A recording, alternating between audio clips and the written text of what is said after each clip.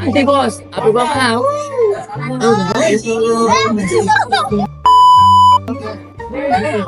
Dua.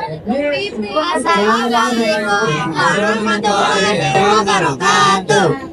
Halo semuanya, kami dari kelompok 1 Jalur akan membagikan materi geografi bab 3. Sebelum itu, mari kenalan dulu nih sama kakak-kakak yang ganteng dan cantiknya. Pose with the bands. Pose with the pose with the pose with the pose pose with the bands. Pose with the pose with the pose pose pose with the bands. Pose with the bands.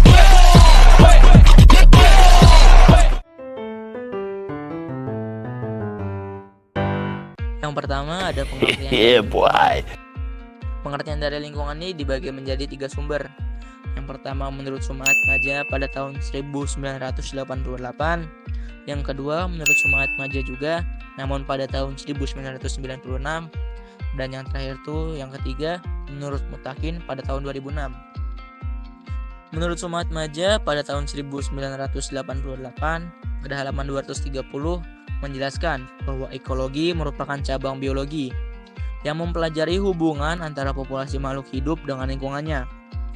Nah, di dalam pandangannya ini komponen makhluk hidup dan lingkungannya ini tidak dapat dipisahkan, sehingga keduanya membentuk suatu kesatuan yang saling berkaitan dan saling mempengaruhi.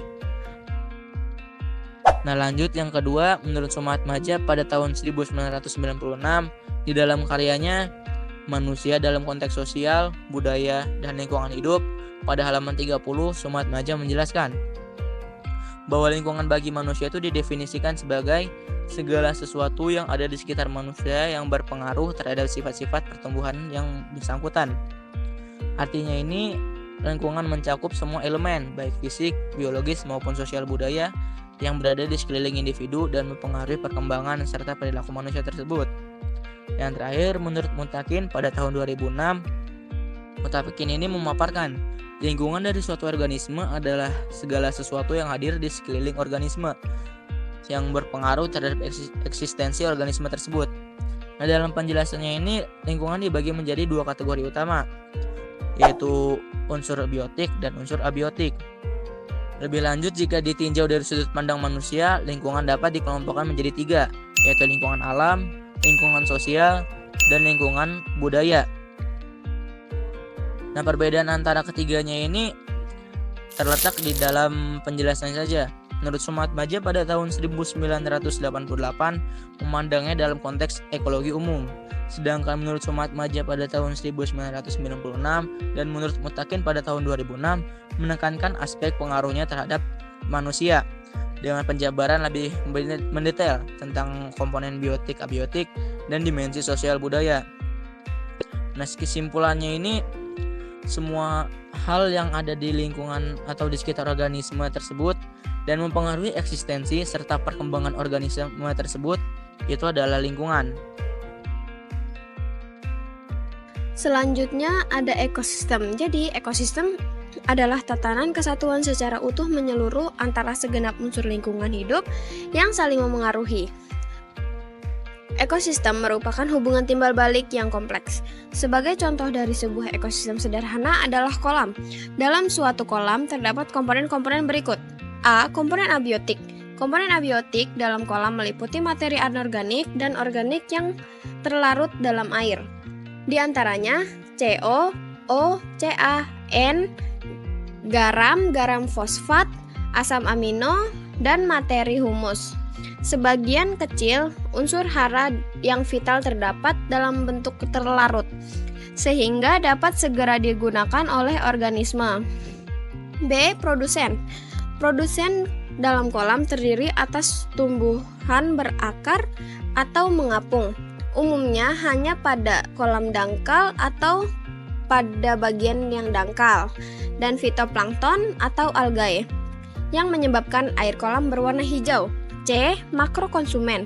Makrokonsumen dalam ekosistem dibagi menjadi konsumen primer dan sekunder.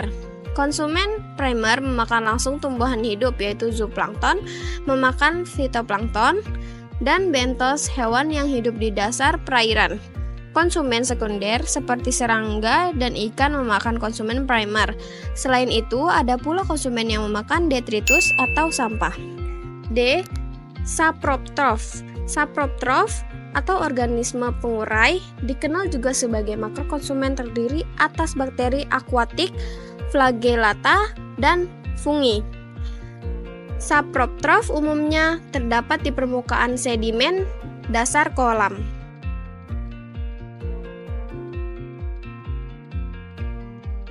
Etika lingkungan.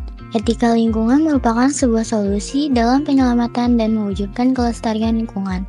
Tujuan dari etika lingkungan adalah untuk memberikan pemahaman pertumbuhan kehidupan ekonomi dengan berbasis pada ekologi, sekaligus memberikan peninggalan kualitas dan standar hidup.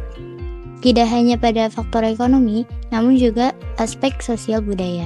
Peran masyarakat sangat besar dalam mewujudkan lingkungan yang lestari dan berkesimpulan. Hal ini tercantum dalam Undang-Undang RI Nomor 23 Tahun 2009 tentang perlindungan dan pengelolaan lingkungan hidup. Masyarakat memiliki hak dan kesepakatan yang sama dan seluas-luasnya untuk berperan aktif dalam perlindungan dan pengelolaan lingkungan hidup. B. Peran masyarakat dapat berupa pengawasan sosial, pemberian saran, pendapat, usul, keberatan, pengaduan, atau penyampaian informasi dan atau laporan. C. Peran masyarakat dilakukan untuk meningkatkan kepedulian dalam perlindungan dan pengelolaan lingkungan hidup, meningkatkan kemandirian serta keberdayaan masyarakat dan kemitraan, menumbuh kembangkan ketanggapsegaraan masyarakat untuk melakukan pengawasan sosial, mengembangkan dan menjaga budaya dan kearifan lokal dalam rangka pelestarian fungsi lingkungan hidup. Pada dasarnya, lingkungan secara ekologi bersifat dinamis. Lingkungan dapat bermakna positif apabila ada konservasi dan upaya dalam mewujudkan pelestarian lingkungan.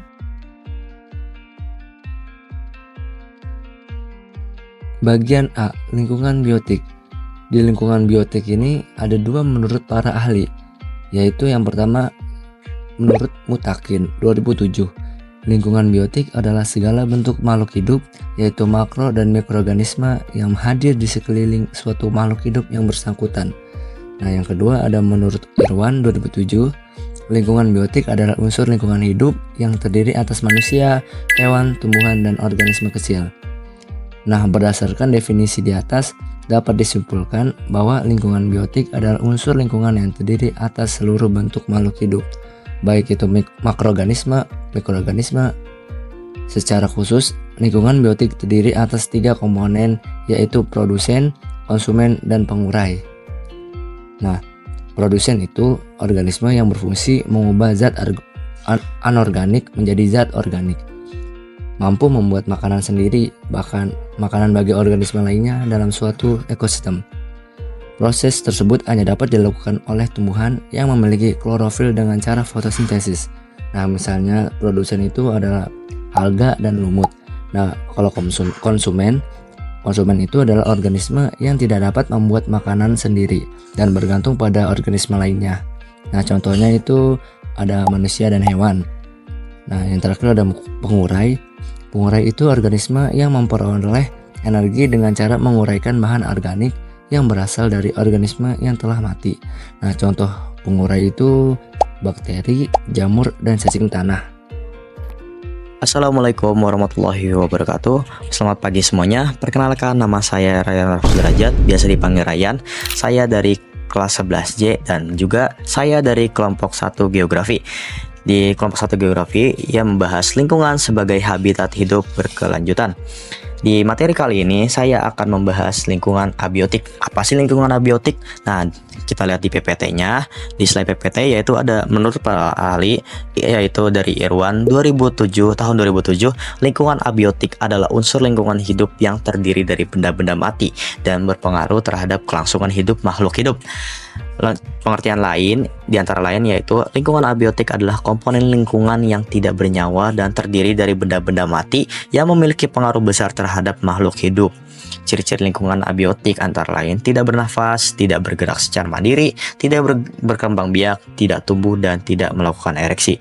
Untuk selanjutnya, contoh lingkungan abiotik di antara lain adalah air, tanah, udara, cahaya matahari, kelembaban udara, suhu, dan iklim.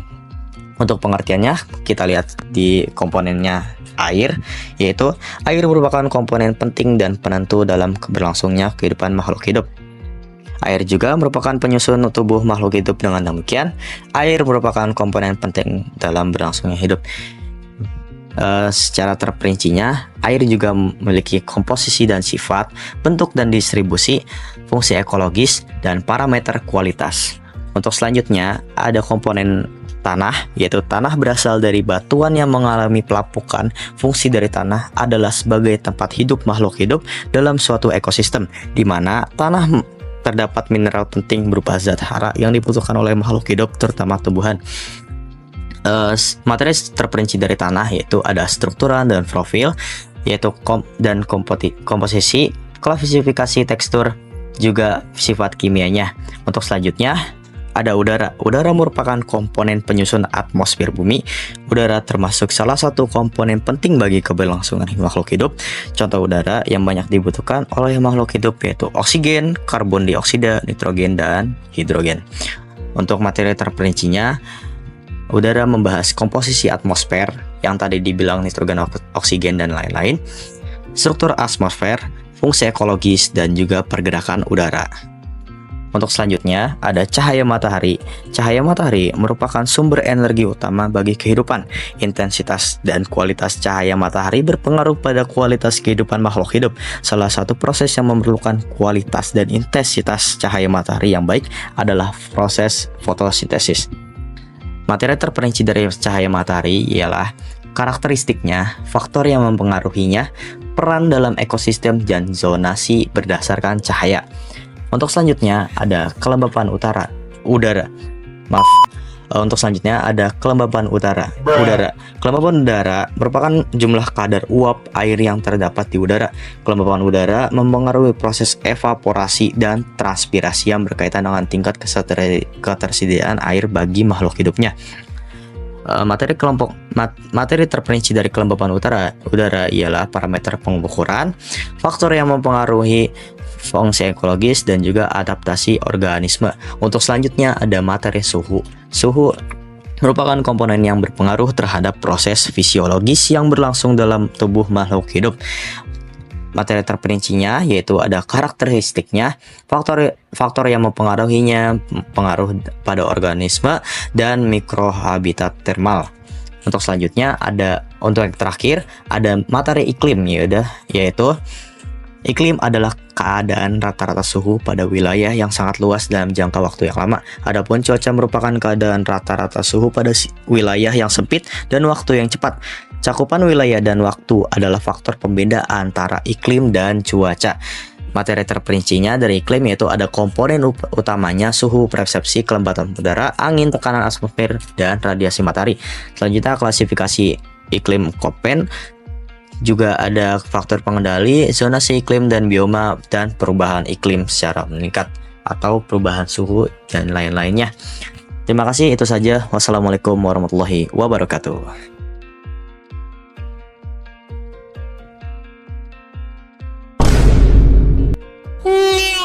Lingkungan budaya adalah segala hal yang berkaitan dengan nilai norma, kebiasaan, adat istiadat, kepercayaan, bahasa, serta gaya hidup yang berkembang di suatu masyarakat dan mempengaruhi cara berpikir, bersikap, dan berperilaku dalam masyarakat tersebut.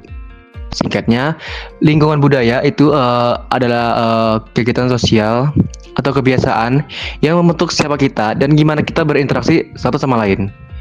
Lingkungan sosial adalah lingkungan yang terbentuk dari interaksi antara individu dan individu, seperti kelompok ataupun masyarakat. Contohnya keluarga, teman, sekolah, komunitas, dan tempat kerja. Halo, namaku Rivelina Ahmadiyah Nusantari. Di sini aku bakal ngejelasin ke kalian manfaat lingkungan untuk kehidupan kita. Yang pertama, lingkungan sebagai tempat untuk hidup. Kita semua tinggal di lingkungan, ada tanah untuk bangun rumah, udara untuk bernafas, dan juga air untuk minum. Jadi, kalau lingkungannya rusak, tempat tinggal kita juga ikut rusak. Yang kedua, lingkungan sebagai penyedia mikroorganisme. Di lingkungan kita ada makhluk kecil tak kasat mata, tapi bukan hantu ya. Itu seperti bakteri dan juga jamur. Mereka membantu mengurai sampah, bikin tanah jadi subur, dan bahkan bisa bantu bikin obat. Lalu yang ketiga, lingkungan sebagai penghasil makanan. Sayur, buah, daging, dan ikan semuanya berasal dari lingkungan. Kalau tanahnya rusak atau lautnya kotor, kita bisa kekurangan makanan. Yang keempat, lingkungan sebagai penyedia oksigen. Tumbuhan dan pohon di lingkungan menghasilkan oksigen yang kita hirup setiap saat. Jadi, kalau hutan ditebang habis, oksigennya bisa berkurang. Kelima, lingkungan sebagai penyedia sumber daya alam. Alam memberi kita barang-barang penting seperti air, kayu, minyak bumi, dan juga logam. Benda-benda ini dipakai untuk bikin listrik, rumah, kendaraan, dan juga lain-lain. Keenam, lingkungan sebagai tempat hidup dan juga berkembang biaknya hewan dan juga tumbuhan. Hewan dan tumbuhan juga butuh tempat tinggal. Kalau hutan, laut, atau danau rusak, mereka bisa punah dan rantai makanan nantinya akan terganggu.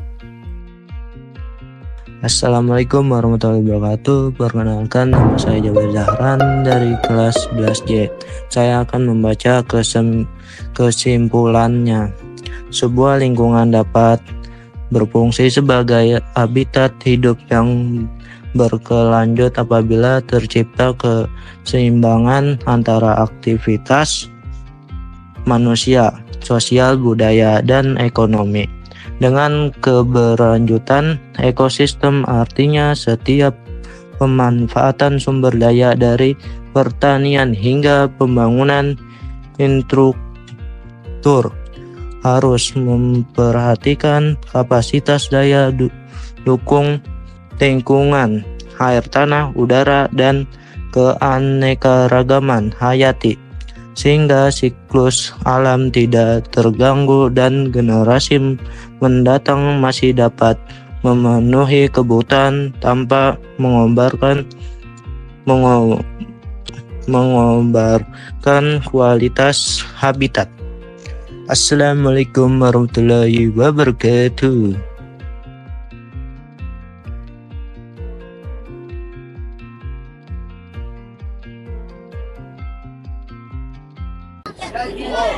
Nah, itu dia teman-teman materi dari kelompok kami. Semoga bermanfaat ya. Nah, sebelum itu ada pantun nih dari kelompok kami. Apa tuh? Jalan-jalan ke Sukabumi. Cakep. Jangan lupa membeli batu. Cakep. Sekian dari kelompok kami. Wassalamualaikum warahmatullahi wabarakatuh. Dadah. Dadah.